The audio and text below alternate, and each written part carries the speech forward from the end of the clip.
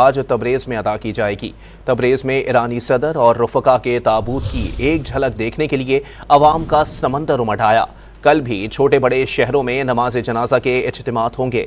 تمام میتیں جمعرات کو تہران پہنچائی جائیں گی، جہاں سپریم لیڈر آیت اللہ خامنائی، ایرانی صدر اور دیگر ساتھیوں کی نماز جنازہ پڑھائیں گے۔